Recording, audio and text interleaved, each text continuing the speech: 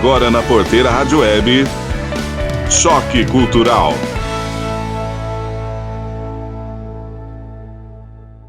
Algumas décadas a profissão professor é uma das mais bem vistas pela sociedade. O educador era dito como uma espécie de patrono do conhecimento e suas opiniões eram ouvidas e seu prestígio junto aos outros era enorme. Hoje em dia, parte desse clamor se dissipou, mas a vocação e o estudo daqueles que amam ensinar se sobressaíram em meio a tudo isso.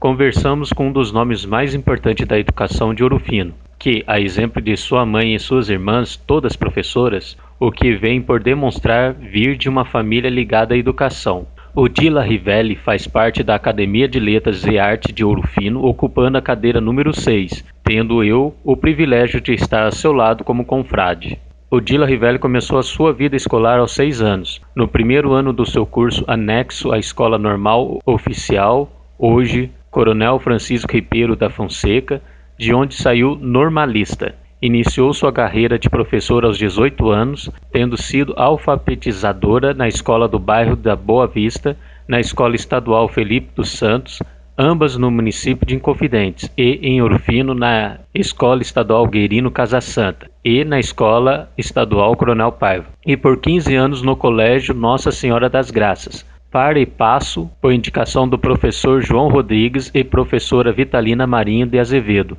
respectivamente ministrou as aulas particulares de inglês e matemática. Graduada em Letras e Pedagogia pela Faculdade de Filosofia, Ciência e Letras de Ouro Fino, em Direito pela OAB-MG 41819, pela Faculdade do Direito do Sul de Minas, pós-graduada em Língua Portuguesa e em Didática de Ensino Superior e em Direito Público, participou da primeira experiência em educação à distância em projeto pela UNB, em parceria com a Unesco, onde recebeu o título de especialista em avaliação institucional.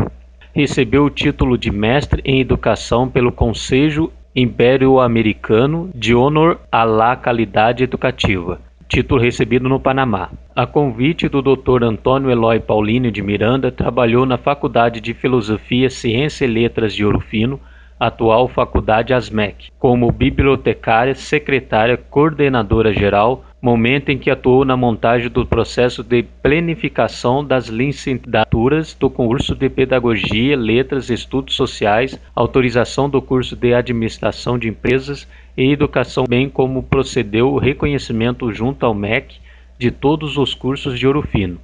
Em Amparo, em São Paulo, transformou a Faculdade de Ciência e Letras Plínio Augusto do Amaral no Centro Universitário Unifia, do qual foi reitora por mais de 20 anos. Como coordenadora geral, procedeu o reconhecimento dos cursos já existentes no CESEP, Centro Superior do Ensino e Pesquisa de Machado, onde criou e implantou novos cursos. Educação Física, Enfermagem, Gestão Ambiental, Nutrição, Redes de Computadores, Serviço Social, Administração de Empresas, Tecnólogo em Marketing, reconhecidos pelo MEC, sobre a sua gestão. Renovou o reconhecimento dos cursos Agronomia, Ciência Biológica, Pedagogia e Ciência Contábeis. Aqui é o programa Choque Cultural da Porteira Rádio Web e hoje eu estou na companhia de uma das pessoas mais importantes de Ouro Fino na área da educação. Na sua opinião só. A Odila Rivelli, para todo mundo conhece com certeza. Odila, muito obrigado pela participação no nosso programa. Imagina, foi uma honra até pra gente. E com certeza isso vai enriquecer bastante a cultura da nossa cidade, principalmente na área da educação. E já quero começar perguntando, quem é Odila, por favor? Na verdade, Paulo Henrique, eu vou falar PH que é melhor.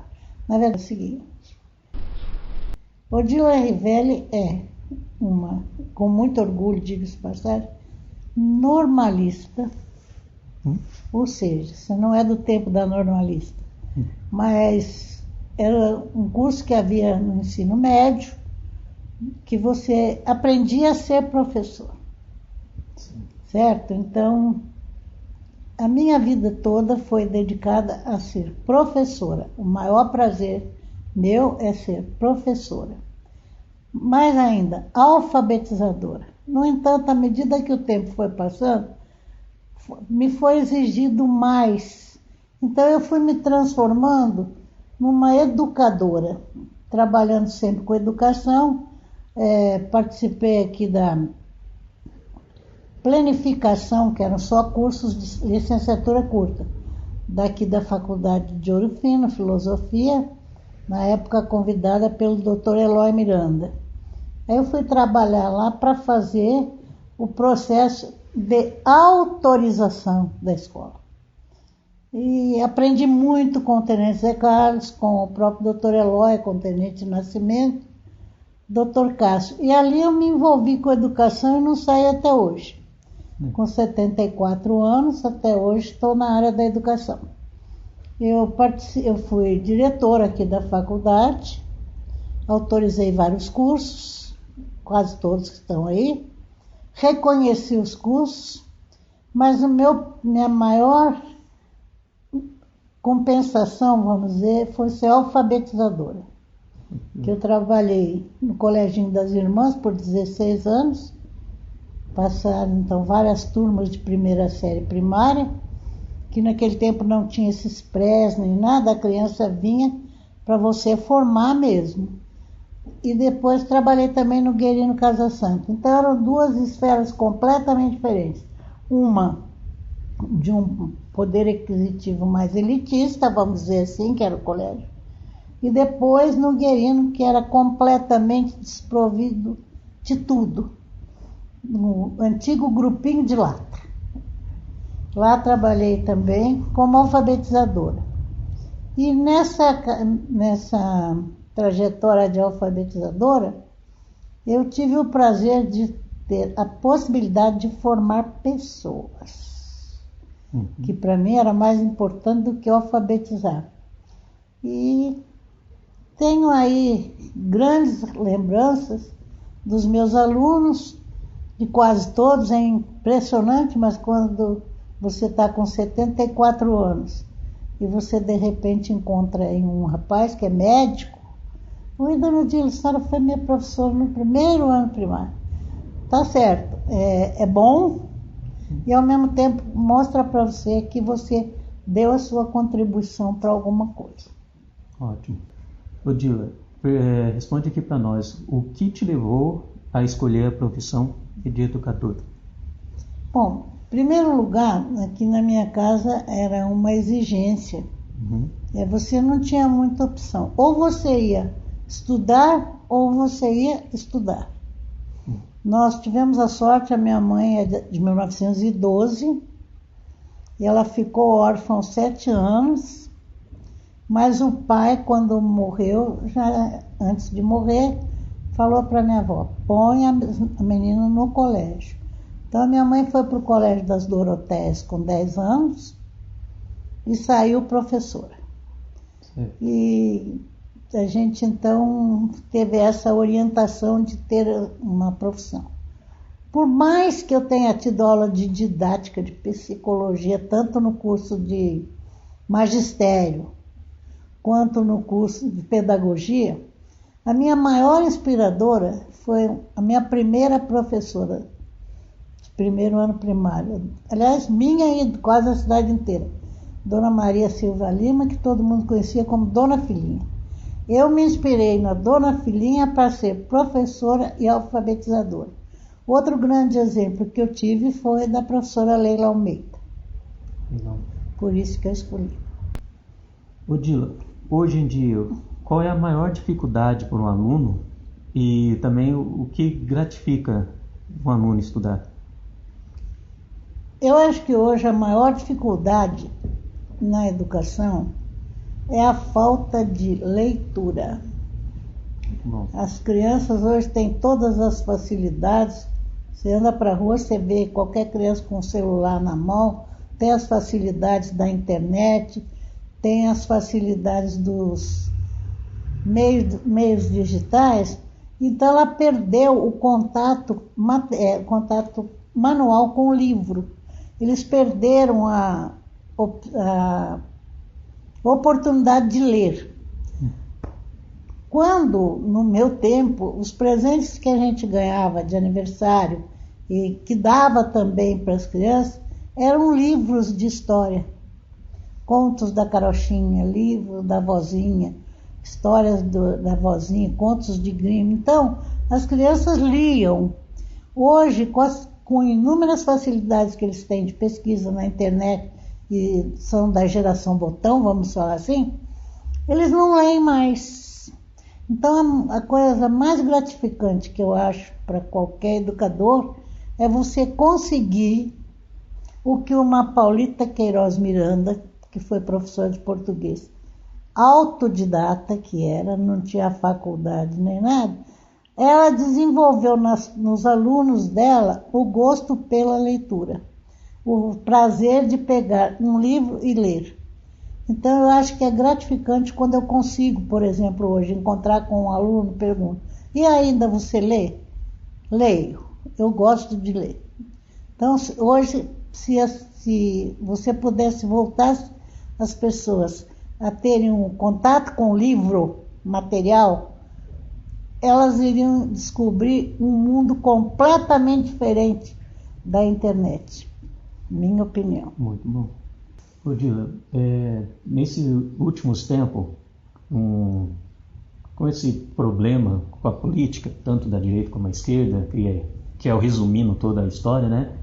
Os professores foram muito atacados nas redes sociais, os educadores. Qual é a sua opinião sobre essa situação do ataque aos profissionais que tinham que ter respeito? Começa que o profissional, o educador, enquanto profissional, o que se espera é que ele forme pessoas, desenvolva o raciocínio, desenvolva também a capacidade de análise. E isso não é muito importante para os políticos, um povo que pensa. Então, talvez seja essa uma das causas da desvalorização do professor. E isso é feito através assim dos próprios governos, seja de esquerda, seja de direita, porque o próprio salário que o professor recebe, ele que é responsável por formar todas as outras profissões, porque não existe nenhum profissional em qualquer área que não tenha passado pela mão de um professor. Então, quando eles desvalorizam o professor até no pagamento, isso é uma situação de agora, porque há tempos atrás o profissional de educação era super valorizado. Tanto que você conhece aqui em Ouro Fino mesmo famílias inúmeras que eram mantidas pela mãe por falta do pai ou por algum problema de orfandade ou qualquer coisa, única e exclusivamente com o salário de professor. E era uma profissão que dava um exemplo para as outras pessoas. E era uma profissão super valorizada. Eu tenho uma vivência tinha um massagista em São Paulo, ele era de registro, um senhor velhinho japonês. Uhum. Então ele me contava sempre dos professores, tal. Quando foi a primeira professora para registro, e depois eu tive a oportunidade de ver, os alunos faziam todo o serviço da casa para a professora. A professora era só para ensinar. E a maior homenagem que eu vi para professores durante toda a minha vida na cidade de Registro, é um túmulo todo em mármore de Carrara, rosa, construído pela comunidade japonesa para aquela professora que faleceu. Essa é a maior homenagem que eu já vi, em termos assim de valorização do professor. Agora, o professor não é uma pessoa assim muito simpática aos governos. Uhum. Não é. Por quê? Porque ele faz os outros a pensar, e isso não é conveniente. Muito bom. Como enxerga a educação hoje e o que podia ser diferente? É duro você falar em educação hoje, porque houve uma inversão de valores. Um professor hoje que exige de um aluno, o que acontece? Ele exige do aluno o pai vai à porta da casa dele e vi isso aqui dentro da minha casa. Vai agredir o professor na casa do professor, perto da criança, perto do aluno. E me faz lembrar também uma situação que eu vivenciei com a professora Vitalina Marinho. Eu cheguei aqui em casa, vim a pé, né? Não tinha nada que levar na escola, essas coisas. E reclamei da professora Vitalina Marinho. A minha mãe, isso era 15 para o meio-dia quando eu cheguei do ginásio, né? A minha mãe veio falar, o que foi, o que aconteceu? Me fez descer o morrão, bater na porta da casa da Vitalina Marinho para pedir desculpas.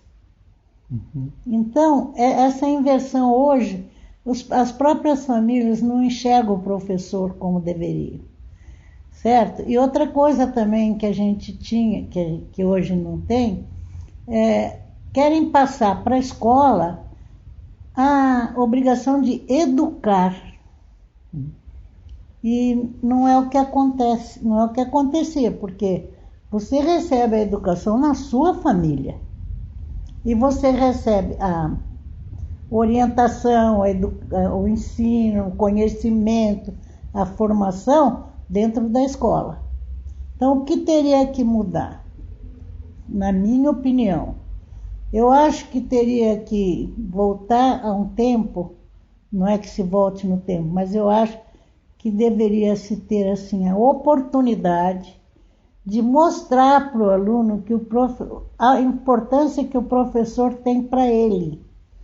Porque é ele, o professor, que vai dar a ele as bases que ele vai precisar para o resto da vida. E quando você tem um professor, como eu, graças a Deus, sempre tive ótimos professores, excelentes professores, sempre estudei escola pública e sempre tive toda uma formação que me deu condição de ser professor, vamos falar assim, a exemplo de eu ter tomar uma segunda época de matemática com a professora Vitalina Marinho. E aí fui tomar aulas para aprender matemática e saí dando aula de matemática por indicação da professora Vitalina e do professor João Rodrigues, que eles eram meus professores no ginásio, e qualquer aluno que tivesse dificuldade, eles falavam, procura o Dila, vai estudar particular com ela. Então, o que eu acho é isso, a valorização hoje da situação da educação, no meu entender, sou do tempo antigo, está deixando muito a desejar. Falta, sabe, aquela seriedade. E alguns pensam que ensinam, outros fingem que aprendem. Infelizmente, hoje é essa situação, no meu entender. Só uma pergunta aqui. A Vitalina Marinho é a mesma Vitalina Dona Azevedo? Vitalina Marinho, a própria. E Azevedo? Azevedo, casado com o senhor Nilton. Isso, só. Eu vou pegar esse gancho aqui. Ela era assim, bravíssima, quer dizer, bravíssima eu achava, mas era uma pessoa muito humana. E olha que a dona Vitalina dava aula de matemática para gente que vinha meio que sem base. E ela dava aula e ela exigia de você o que você podia dar. Uma vez, uma pergunta que ela fez numa classe, inclusive. Um aluno tirou 5. Então ela perguntou lá, quem tirou a maior nota da classe? Todo mundo falou, onde tal? Tirou 10. Ela respondeu, não. 10 para ele é fácil. A maior nota da classe é de ciclano que tirou 5. Para ele tirar os 5, houve um esforço fenomenal para ele chegar no 5. É porque eu quero aproveitar essa da Vitalina, porque infelizmente eu não tive aula nem com você e nem com a sua irmã Ceci, né? E eu sempre escuto do pessoal aí os professores que chamaram atenção, que tiveram alguma coisa de valor na vida. Então o nome de vocês sempre aparece. No meu caso, quando eu cheguei aqui em Ouro Fino, em Minas Gerais, a minha mãe trabalhava para a Vitalina. Então, no caso, eu tinha muita dificuldade para aprender, muita. E a dona Vitalina viu em mim uma coisa que ninguém tinha visto. Eu era meio rebelde sem causa, porque eu achava, para mim ali, eu era uma pessoa ignorante, burra, né? Porque eu nunca aprendi. Aí a Vitalina viu que eu tinha problema de dislexia. Então, era uma palavra nova para mim, uma palavra nova para minha família, claro.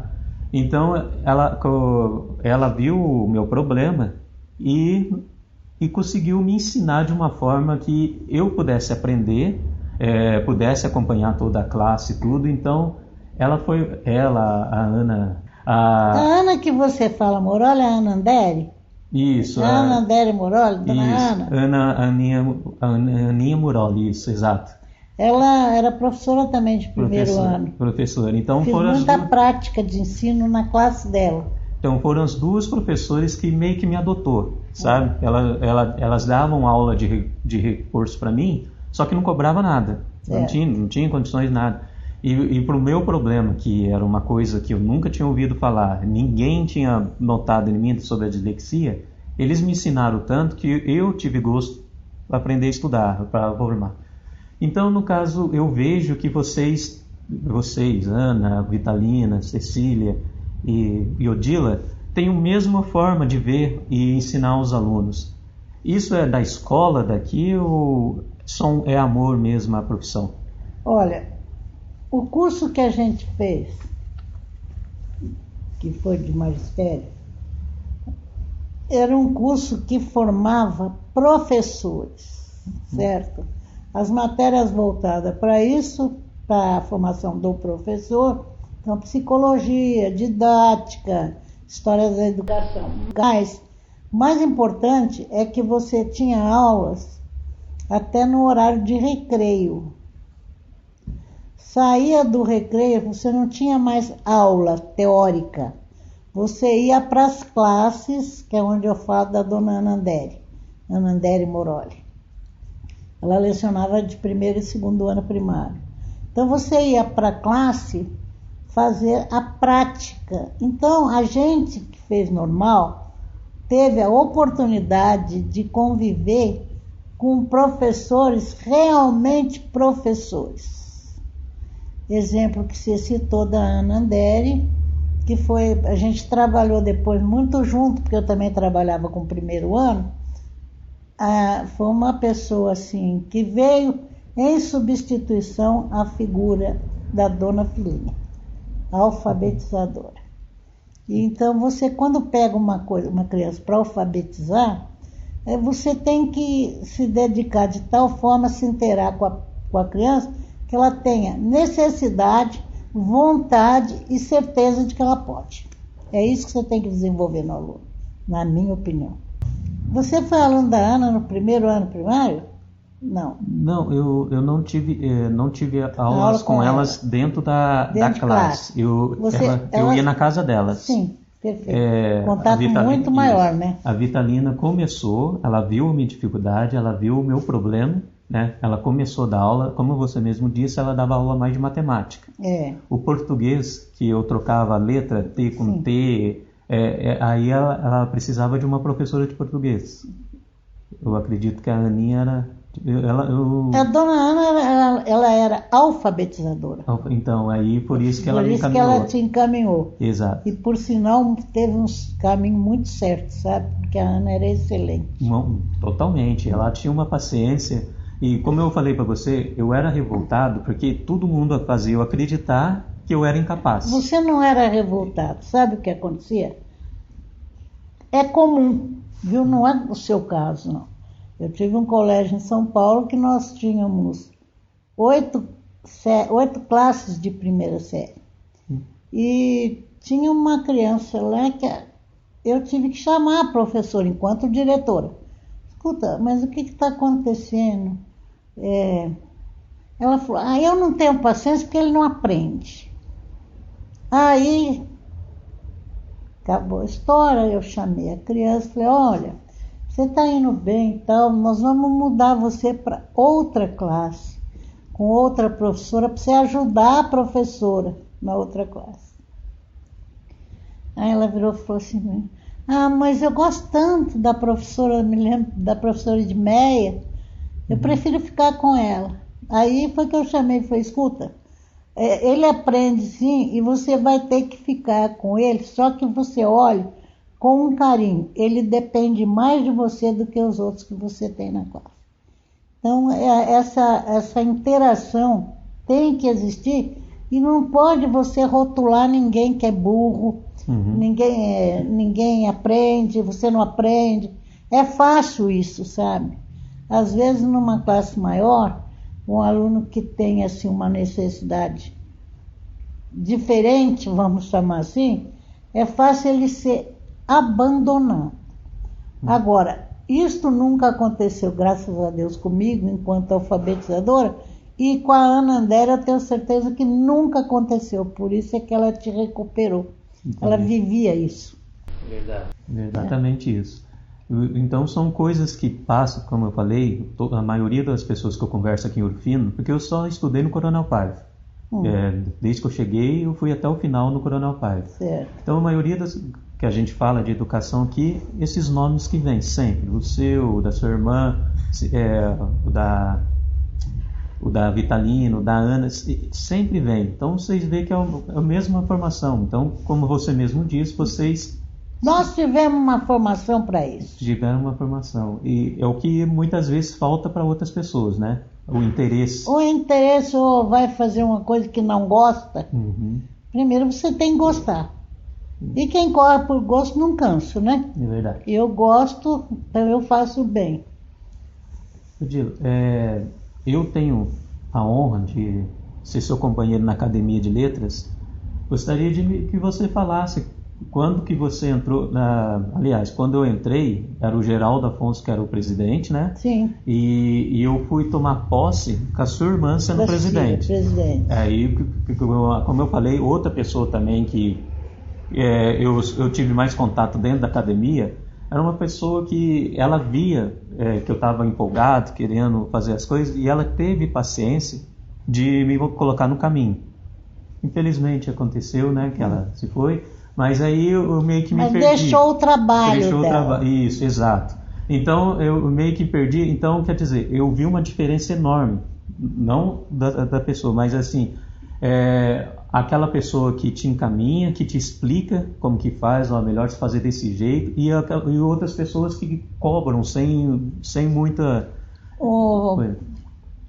Então, assim, terminando a pergunta, aí eu gostaria que você explicasse quando você entrou na academia. Bom, quando essa história da Academia Ouro Fino surgiu por uma iniciativa do Dr. Plínio Miranda. Isso aí conta histórias diversas, mas a verdade é essa, que eu falo porque eu vivenciei. Certo. E como eu já trabalhava na faculdade com o Dr. Geraldo Apocalipse, e o Plínio foi levando o Dr. Geraldo, não sei, surgiu dali. Quando foi para formar o primeiro grupo, não teve eleição. Não houve essa eleição, primeira vez. Então o Dr. Geraldo foi designado presidente da academia, Geraldo Galeno Megalha Apocalipse. E foram nomeados alguns acadêmicos e eu fui nessa da primeira leva. Minha cadeira de 6 é do Edson Pinheiro, que é um escritor aqui de Ouro Fino, que viveu em Tupã. E então eu entrei na academia com o Dr. Geraldo. Sem falsa modéstia, eu vou falar, a academia ficou assim algum tempo, ninguém nem sabia que ela existia, para falar a verdade. E quando a Cecília se aposentou, que foi convidada para ser presidente, foi feita a eleição e ela se elegeu, a Cecília resolveu pôr a academia em evidência, na evidência que deveria ter. Concordo. Então todo mundo ficou conhecendo a Academia Ourofinense de Letras através de um trabalho da Cecília. Isso aí ninguém vai negar porque é a realidade.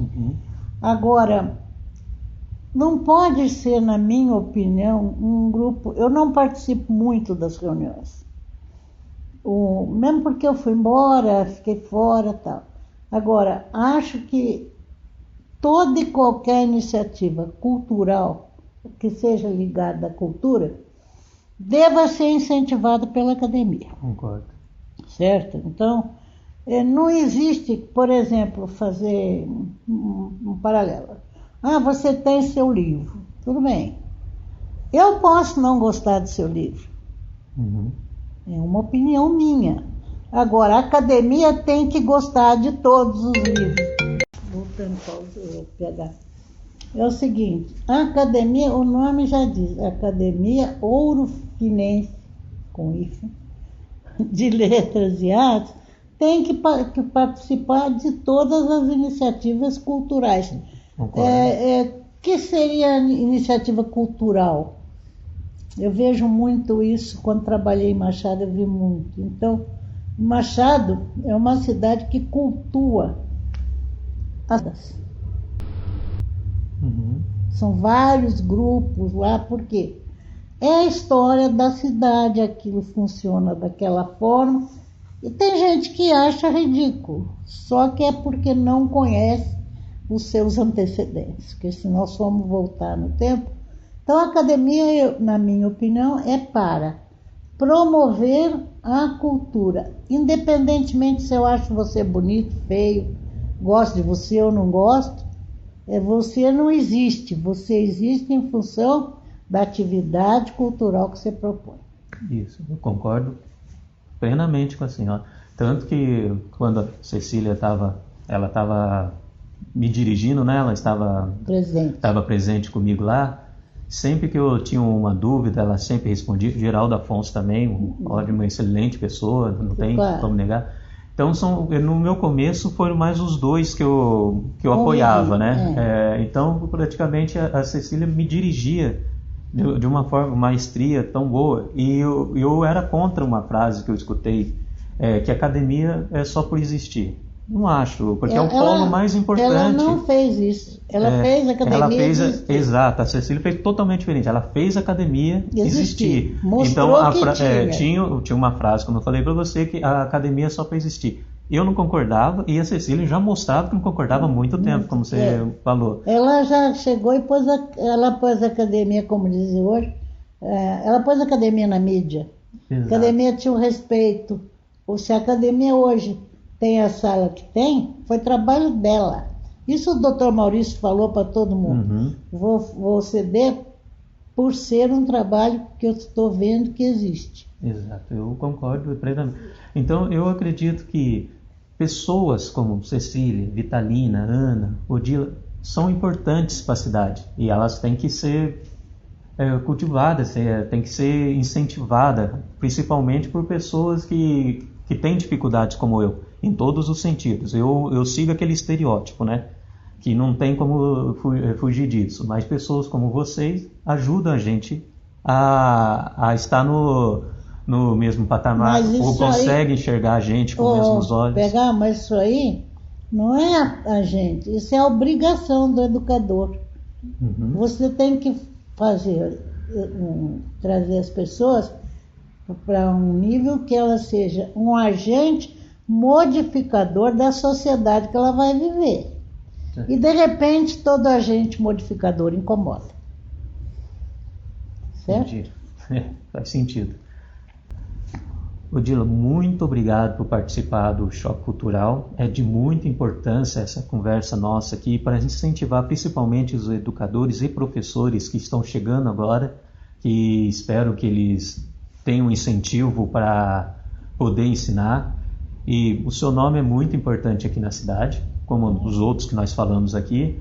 E eu vou abrir aqui o espaço para você agradecer, para você falar com os seus alunos, como você quiser. O espaço é seu. Bom, eu acho que o maior agradecimento que eu tenho que fazer é a escola que me formou. Quando eu falo a escola que me formou, que é a escola, hoje Escola Estadual Francisco Ribeiro da Fonseca, que eu entrei lá no primeiro ano primário e saí no terceiro normal. Então toda a base, todo o começo, todo o alicerce da minha educação foi ali na escola normal. Eu não quero citar professores, mas eu posso citar uns agradecimentos a uma Vitalina Marinho, um João Rodrigues, que todo mundo achava um terror, mas ele 6 professores de inglês. Leila Almeida, Paulita Queiroz Miranda, que era inteligentíssima, eu tive a sorte de ser aluna dela de português. Tereza Guarini, que era minha professora de didática, enfim, inúmeros professores que a gente teve a sorte de ter enquanto estudei na escola normal. Tudo que eu fiz na minha vida, eu aprendi na escola normal. Comecei aprendendo com a Dona Filinha.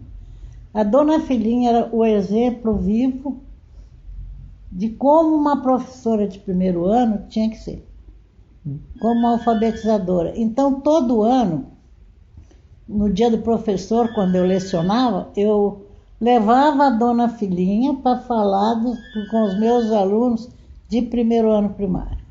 Então, em memória, um agradecimento especial à Dona Filinha. E agradeço aos alunos que passaram pelas minhas mãos, que tiveram paciência, talvez com o meu mau gênio, talvez com o meu jeito, mas que hoje eu vejo, são todos eles realizados. Graças a Deus eu não tenho um aluno meu que se desviou do caminho, certo? Uhum. Então eu tive assim essa felicidade. Tenho um relacionamento ótimo com os meus alunos e pelas minhas mãos passaram várias pessoas, vários profissionais, vários professores. Então eu só posso agradecer de ter tido essa oportunidade de passar para os outros, para os meus alunos, aquelas ideias que para mim, aquela filosofia de vida que para mim era válida. E para os professores que hoje estão aí trabalhando, não são reconhecidos, têm um salário quase que denigre uma profissão. Ofensivo. Ofensivo, você me deu a palavra. Eu só posso falar o seguinte, que enquanto professor, ele seja o melhor dos amigos, e enquanto amigo, o melhor dos mestres. Agradeço a você, Paulo PH, pela oportunidade também de estar no seu programa.